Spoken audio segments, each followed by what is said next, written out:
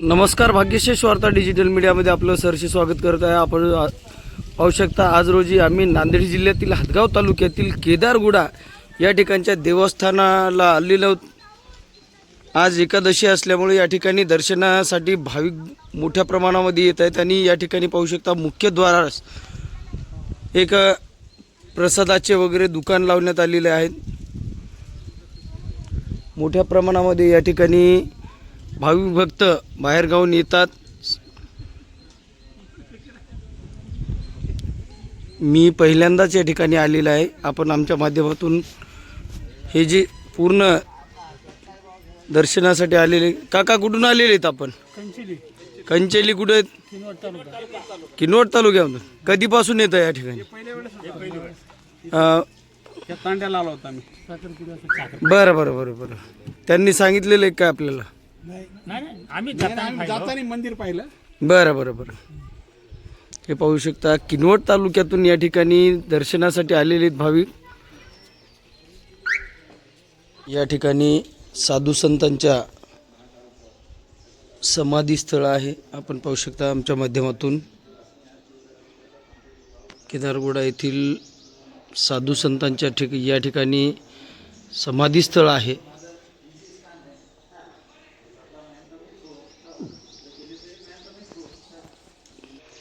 हे या ठिकाणी भव्य असलेलं हे कुंड आज सुरक्षेच्या नजरेतून पाहिलं असतं तर याला पॅकबंद केलेलं आहे आणि हे ते महादेव मंदिर आहे. या ठिकाणी पाहू शकता हे प्रवेशद्वार.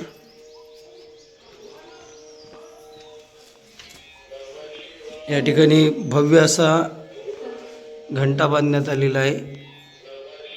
या ठिकाणी महादेवाचे वाहन नंदीजी आणि हे मुख्य महादेव मंदिर ज्या ठिकाणी महादेवाची पिंड आहे हे मुख्य द्वार. या ठिकाणी हजारो भाविक दर्शनाला येतात. आपण कुठून आलेले? भोकरून आले. किती वर्षापासून येतात? या ठिकाणी भोकर इथून हे आलेले आहेत आणि ही महादेवाची पिंड आहे ज्या पिंडीच्या दर्शनासाठी लाखो भक्त येतात. आज एकादशी निमित्त आपणही आमच्या माध्यमातून या केदारनाथाचे दर्शन घेऊ शकता. ओम नमः शिवाय महा. या ठिकाणी पाहू शकता खूप सुंदर असं हेमाडपंथी मंदिर आहे.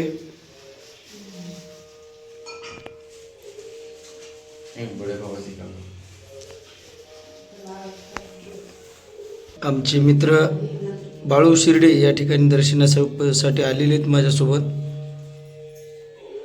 पूर्णतः हेमाडपंथी मंदिर आहे आणि या हेमाडपंथी मंदिराला आज व्यवस्थित बांधकाम करून पाहू शकता या ठिकाणी खूप सुंदर असं बनवण्यात आलेलं आहे. या ठिकाणी हनुमानाचं एक सुद्धा मंदिर आहे. केदारगुडा या ठिकाणी आपण पाहू शकता माता दुर्गादेवीचं खूप छान असं मंदिर आहे आणि या ठिकाणी मोठ्या प्रमाणात भावी भक्त या पंचक्रोशीतील असतील, नांदेड जिल्ह्यातील असतील, मराठवाडा वेगवेगळ्या ठिकाणावरून संबंध भारतातून या ठिकाणी भक्तगण मोठ्या प्रमाणात येतात असं आम्हाला या ठिकाणी आल्यानंतर कळालेलं आहे. आपण पाहू शकता खूप मोठं असं सभामंडपही या ठिकाणी आहे. वेगवेगळ्या सूचनाचे फलकही या ठिकाणी लावण्यात आलेले आहेत आणि या ठिकाणी बऱ्याच वेळेस प्रसादाचं आयोजनसुद्धा केलं जातं. आमच्या माध्यमातून आपण खूप काही माहिती घेणार आहेत. आज या ठिकाणी एक खूप मोठा असं बॅनर लावण्यात आलेला आहे. श्रावण मास विशेष प्रातःकालीन ब्रह्ममुहूर्त रुद्राभिषेक पूजा व अन्नदान सन 2025चा हा बोर्ड आहे. असं प्रत्येक वर्षी या ठिकाणी बोर्ड लावण्यात येत असतात श्रावण मासानिमित्त. बाबा या केदारगुडा मंदिराबद्दल आपण काय माहिती द्याल बरं? याचा इतिहास असा आहे की केदारनाथचे 5 मंदिर आहे. याला पंचकेदार म्हणतात. 5 पैकी 3 उत्तराखंडमध्ये आहे. एक तो केदारनाथ, दुसरा बुढा केदार, तिसरा तुंगनाथ. हे 3 मंदिरे उत्तराखंडमध्ये आहे.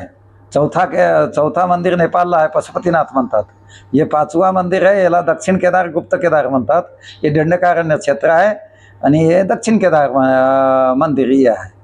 या मंदिराचा इतिहास काही सांगू शकतात? आता हे इतिहासच आहे, हे शिवपुराणमध्ये उल्लेख आहे याचा. किती वर्षापासून असेल हे?